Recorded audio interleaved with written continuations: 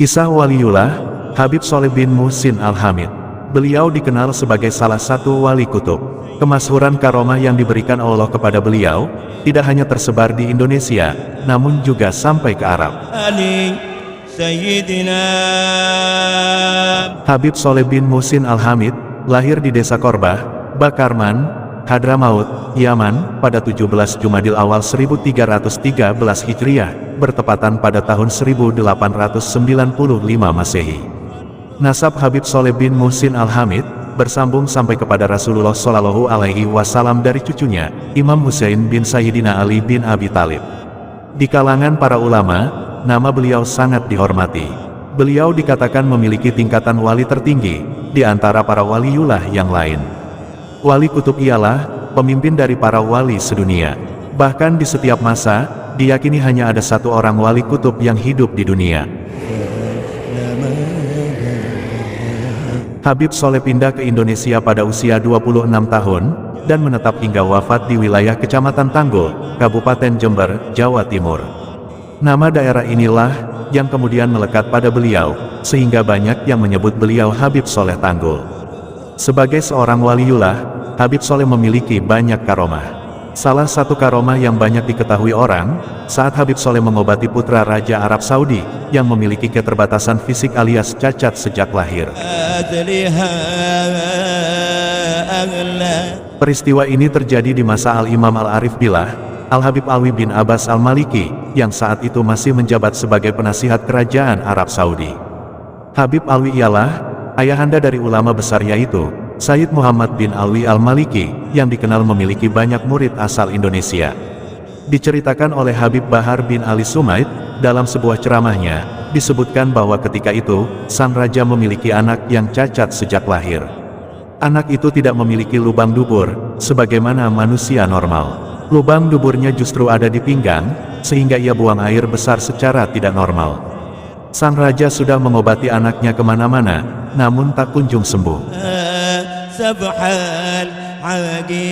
Sampai ketika Habib Alwi bin Abbas Al-Maliki, selaku penasihat raja, memberi saran untuk mengundang Habib Sholeh Tanggul.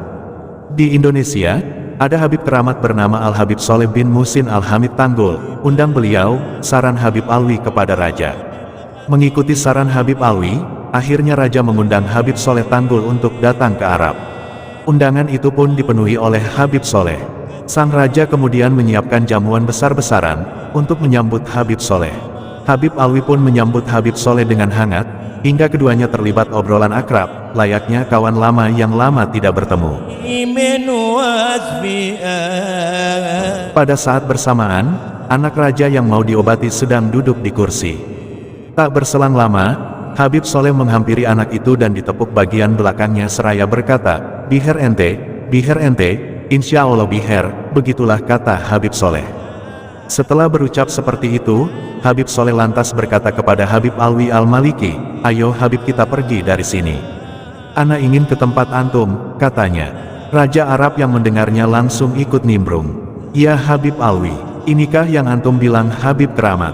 Wala salam, wala kalam, wala mobatin, masak sudah mau pergi begitu saja," kata raja. Tak lama kemudian tiba-tiba saja, si anak yang duduk di kursi tadi berteriak mengucapkan kalimat takbir. "Allahu Akbar, Allahu Akbar." Rupanya anak itu kaget kegirangan, lantaran lubang yang ada di pinggangnya sudah tertutup, dan pindah ke belakang sebagaimana dubur manusia pada umumnya. "Oh iya, tadi belakang saya ditepuk-tepuk oleh Habib Sholeh," ujar anak itu. Sontak raja ikut bahagia, dan akhirnya baru mempercayai kekeramatan Habib Sholeh. Ia lalu menawarkan satu peti berisi emas, sebagai hadiah untuk Habib Sholeh Tanggul.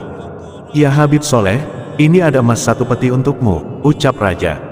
"Simpan saja emasmu, ana lebih kaya dari antum. Kalau perlu ana yang kasih antum," jawab Habib Sholeh.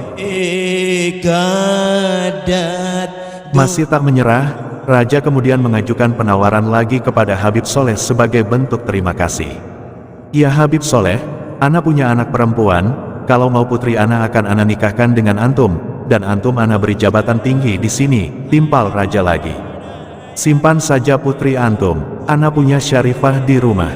Ana enggak butuh jabatan dari antum, ana udah punya jabatan dari Allah Subhanahu wa Ta'ala. Akhirnya Habib Soleh dibisiki oleh Habib Alwi Al-Maliki, "Ya Habib Soleh, kita punya keluarga di Hadramaut banyak yang susah. Ambil saja itu terus kita bagi-bagikan di Hadramaut," kata Habib Alwi. Dari situlah awal mula Habib Soleh Tanggul di Hadramaut, Yaman, dikenal sebagai Habib paling kaya di Indonesia, karena kedermawanannya yang luar biasa.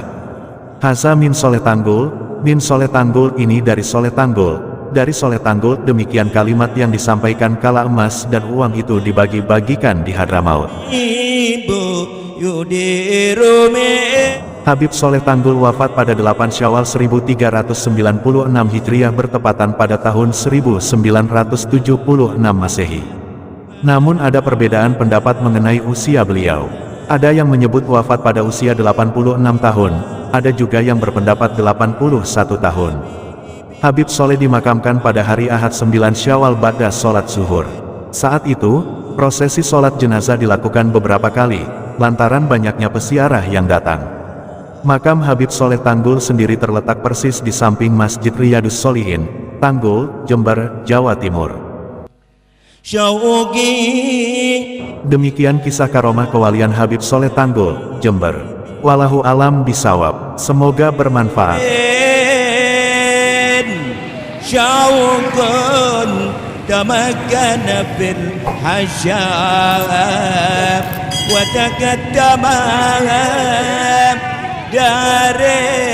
حودني عمل إلهي جميعا